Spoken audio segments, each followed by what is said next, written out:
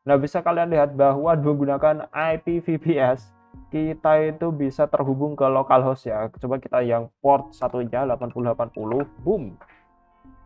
Nah, sama ya hasilnya. Halo semuanya, kembali lagi di MVP Project. Jadi hari ini kita akan bahas mengenai port forwarding ya, atau cara supaya aplikasi kita itu bisa diakses dari internet ya, mau itu website atau aplikasi seperti server Minecraft gitu ya.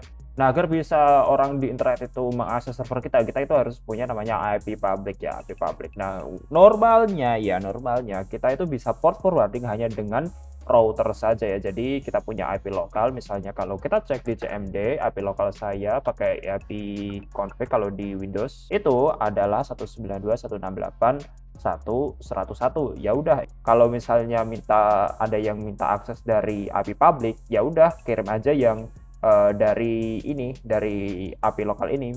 Nah, caranya kalau kita punya API public itu seperti itu. Nah, masalahnya orang itu dikit ya punya IP public. Soalnya normalnya kalau yang penyedia layanan internet itu kalian dikasihnya IP private bukan IP public karena di bawah jaringan CGNAT gitu. Jadi satu IP public nih, misalnya IP public saya itu ini IP public saya, kalau kita akses ya nggak keluar apa-apa. Kenapa? Karena ini satu IP public ini itu dibagi ke beberapa pelanggan ya, nggak cuma satu yang punya IP public ini. Kecuali kalau kalian langganan internet yang mahal ya, seperti contohnya kalau di Bisnet, ini ada paket Gamers 3D, itu kalian scroll di sini, itu nanti IP dynamic-nya, kalian nggak dikasih private. Gamers 3D yang 400 Mbps ini, 700.000 per bulan, kalau kalian pengen beli, itu dikasihnya IP public.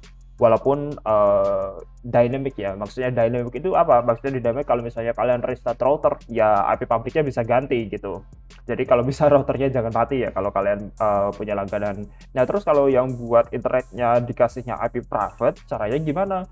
Ya kita harus akalin ya. Tapi salah satu cara paling mudah dan murah untuk dapat IP public adalah dengan langganan VPS ya. Contohnya di sini di ID Cloudhost ini ada public IPv4-nya, dan karena ID Cloudhost agak lalat ya, saya contohin pakai ini aja ya. Tapi nggak masalah, kalian bisa pakai VPS provider mana aja asalkan ada public IPv4-nya. Oke. Oke, mungkin ini akan agak belibet, tapi gue pastiin ini bakal worth it buat kalian tahu ya. Jadi, kalian anggap aja punya IP local web server, ini PC kalian sendiri atau server kalian sendiri yang bisa kalian pegang ya. Dan jaringan kalian itu nggak punya IP public, misalnya cuma dikasih IP private dari Telkom gitu. Nah, dari sini kalian bisa akses ke internet ya. Kemudian kalau ada orang yang minta request website dari IP public VPS, kalian itu pengen nembakinya ke IP lokal web server ini ya.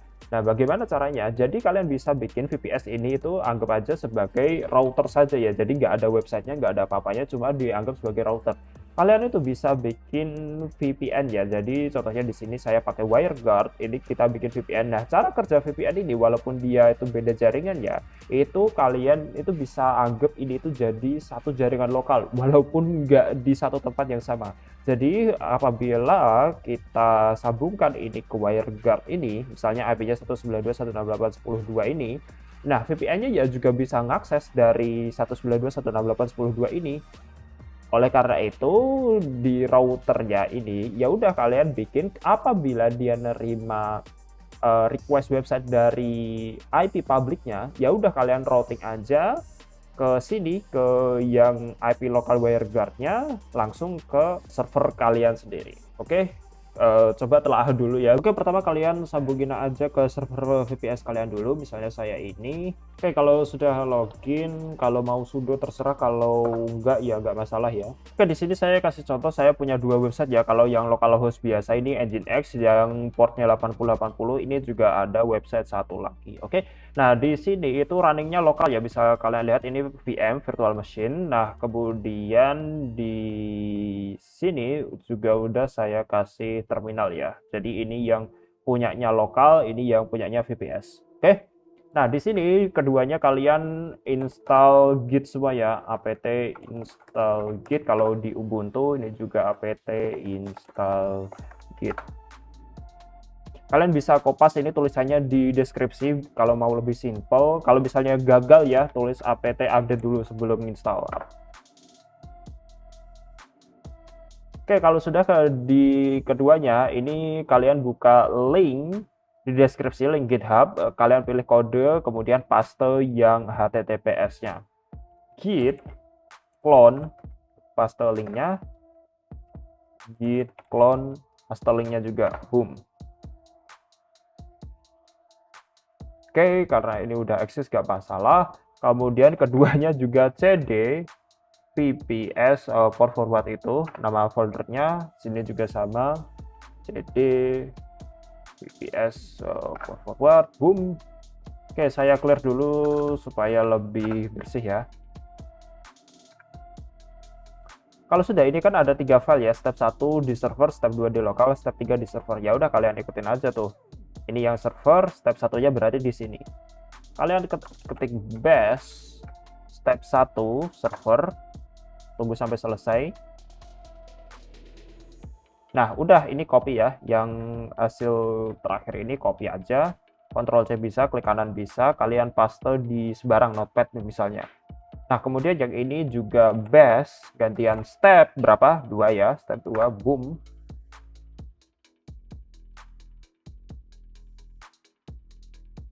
Kalian masukin IP-nya, misalnya kalau saya kasih 192.168.10 berapa ya?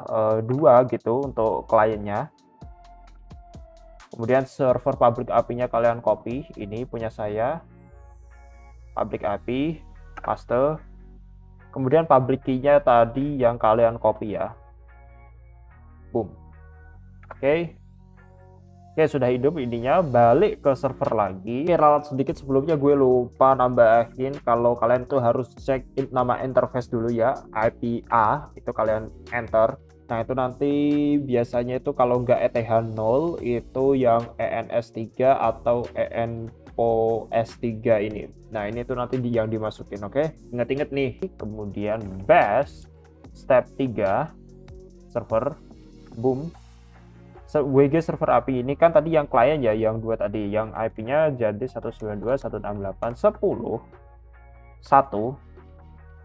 Nah, tadi yang kalian tulis di klien berapa? Harusnya 2 ya, 192.168.10.2. Klien public key-nya ini yang di sini tadi ya.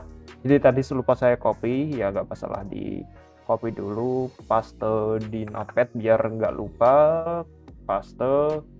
Boom. Oke, kemudian public interface-nya itu apa? Aduh, ini tadi ya saya lupa, tapi punya saya ETH0 ya. Nanti saya kasih tahu buat nyari ini di mana. ETH0 kalau punya saya. Port public yang pengen ditangkap itu berapa? Contohnya saya pengen 80 aja lah. Yang port lokalnya itu ya, yang di sini ya, port lokalnya berapa? 80. Boom. Tambah port lagi, yes. Kemudian 80-80. Ini juga 80-80. Yang terakhir saya ingin eksperimen juga nih, yes lagi lah. Saya pengen port yang 2222 di internet itu 2222 itu diarahkan ke port 22 ya. Oke, tambahkan port lagi, tidak. Nah, harusnya ini sudah bisa saling ping ya, sudah bisa saling ping. Maksudnya saling ping itu gimana?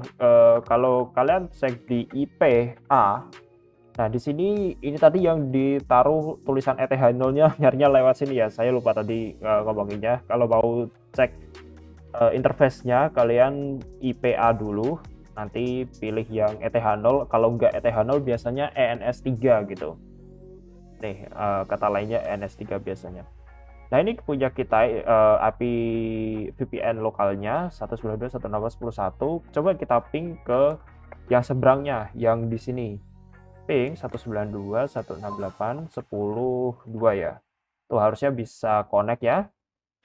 Bisa connect. Nah, harusnya kalau sudah seperti ini kita bisa akses yang lokal ini lewat internet ya. Ini kan masih localhost tuh tulisannya. Nah, coba kita sekarang buka IP VPS-nya. Nah, bisa kalian lihat bahwa menggunakan IP VPS kita itu bisa terhubung ke localhost ya. Coba kita yang port satunya 8080, boom. Nah, sama ya hasilnya. Sama seperti yang di localhost-nya. Oke, sama. Mantap lah. Yang terakhir kita coba nih, yang terakhir di putih ya. Tadi yang terakhir kan kita menggunakan API public ya, tapi portnya berapa? 2222 ya. Kita lihat apakah SSH-nya juga berhasil. Ini portnya berbeda nih. Tadi kan yang dua portnya sama. Dan bisa dilihat bahwa ini itu sama ya. Bisa diakses juga walaupun portnya berbeda. Oke, mungkin itu dulu. Kalau misalnya kalian gagal atau ada pertanyaan, komen aja di bawah, nanti gue bantu sebisanya. Mohon supportnya di traktir berapa aja sangat membantu. Dan ya, sampai jumpa di video berikutnya. See ya.